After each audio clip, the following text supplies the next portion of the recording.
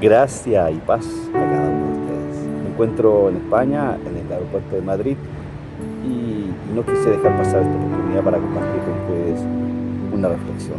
La misericordia que no merecemos, una verdad que incomoda y que consuela. Fíjense que hay verdades que nos confrontan con una realidad que preferimos evitar. Y el pasaje de Romanos capítulo 9 es una de ellas. Pablo está lidiando con una pregunta que ha quitado el sueño a muchos creyentes a lo largo de la historia. Y hace una pregunta, Pablo, o nos lleva a hacernos una pregunta. ¿Por qué algunos creen y otros no? ¿Por qué Israel, el pueblo elegido, ha rechazado a su Mesías? Mientras los gentiles, obviamente, abrazamos el Evangelio. Y el contexto de Romanos, versículos 14, 15 y 16, ¿cierto?, es crucial. Y Pablo acaba de hablar del dolor que siente por sus hermanos judíos. Y su corazón está literalmente desgarrado. Y aquí Pablo nos demuestra que no es un teólogo frío, discutiendo conceptos abstractos, enfrentando el misterio de la elección divina. Y en medio de ese dolor, el Espíritu Santo lo lleva a una verdad que trasciende nuestras categorías humanas de justicia. El corazón del mensaje, eso es importante que empecemos. Y Pablo aquí cita directamente las palabras que Dios le dijo a Moisés ahí en el Éxodo capítulo 33. Y el contexto de ese capítulo, de esa conversación, es hermoso, pero a la vez es terrible. ¿Por qué?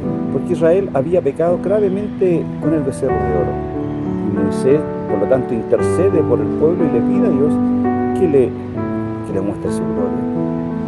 Y la respuesta de Dios al requerimiento de Pablo es esta declaración sobre su misericordia. Cuando Dios dice, tendré misericordia del que yo tenga misericordia, por favor, Dios no está siendo redundante, está estableciendo su absoluta libertad y su soberanía. La misericordia de Dios no responde a méritos humanos, no es una respuesta automática, como creen algunos, a nuestras acciones o a nuestras oraciones. Es, como dicen algunos, el desborde de su naturaleza hacia quienes no la merecen. El verbo griego, ¿cierto?, eleo, que se traduce como tener misericordia aquí, tanto en Romanos como en el Éxodo, habla de una compasión activa y no es lástima pasiva, es una decisión divina de actuar en favor de quien sufre, independientemente de si merece o no esa intervención.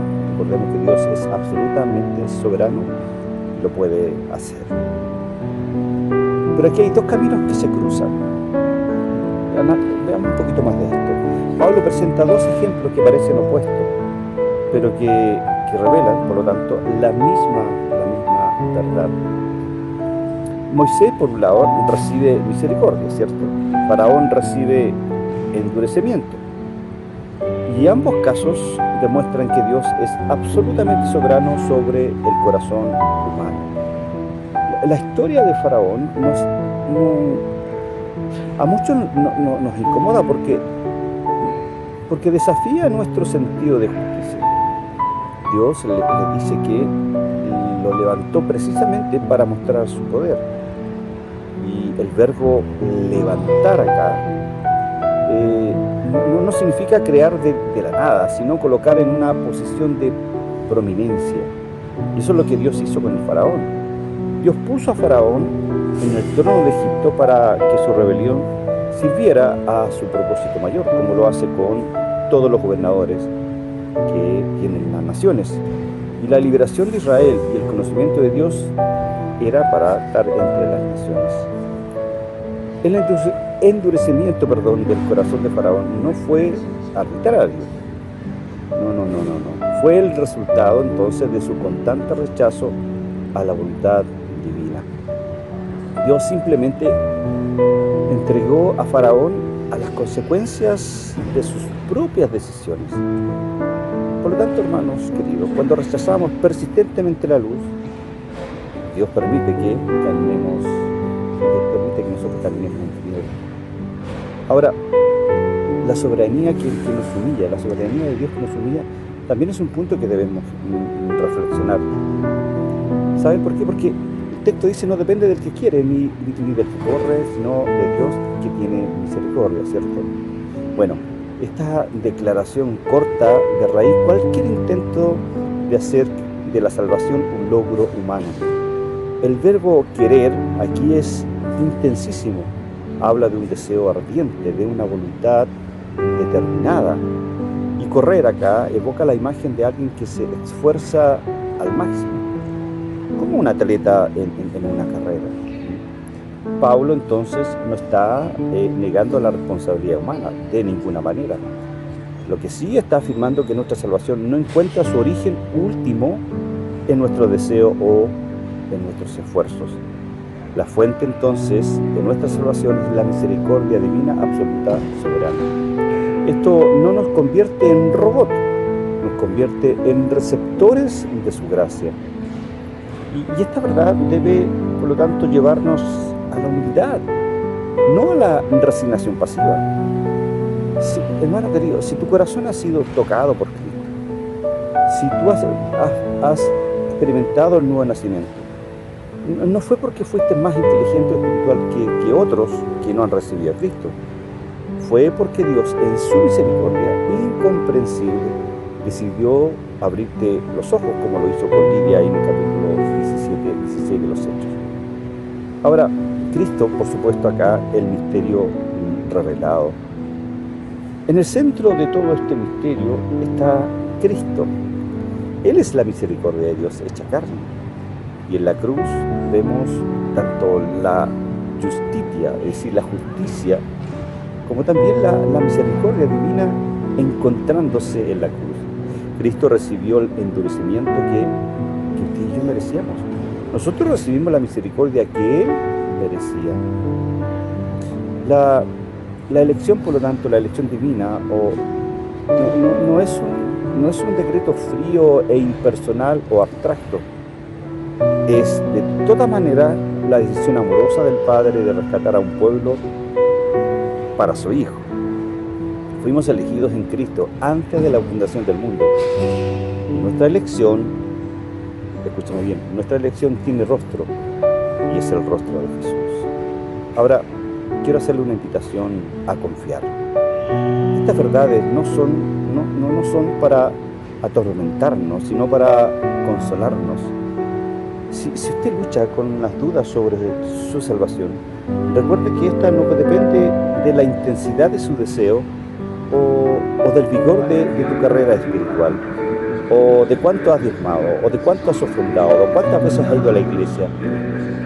Depende, en última instancia, depende de la misericordia de Dios, que es nueva cada mañana, dice la Escritura. Si te preguntas por qué algunos de tus seres queridos no han creído aún, encuentra consuelo entonces en saber que Dios no ha terminado su obra. Él sigue siendo misericordioso. Por lo tanto, mi consejo en esta mañana: sigue orando, sigue amando, sigue confiando en que aquel que comenzó la buena obra, como dice Pablo en Filipenses 1:6, que estando persuadido de esto, que el que comenzó en nosotros la buena obra, la va a perfeccionar. Hermanos queridos, ya para finalizar esta reflexión, la soberanía de Dios no anula nuestra responsabilidad de orar y de evangelizar. Al contrario, la fortalece. Oramos porque Dios obra a través de nuestras oraciones y evangelizamos porque Él usa nuestras palabras para llamar a los suyos, a sus elegidos. ¿Has experimentado la misericordia de Dios en tu vida? ¿Reconoces que tu fe es un regalo, no un logro? ¿Cómo cambia esto tu manera de relacionarte con los que aún no creen? La misericordia de Dios no es solo el fundamento de nuestra salvación, es el modelo para nuestras relaciones. Así como Dios nos mostró misericordia sin merecerla, nosotros debemos mostrar misericordia a otros sin que la merezcan.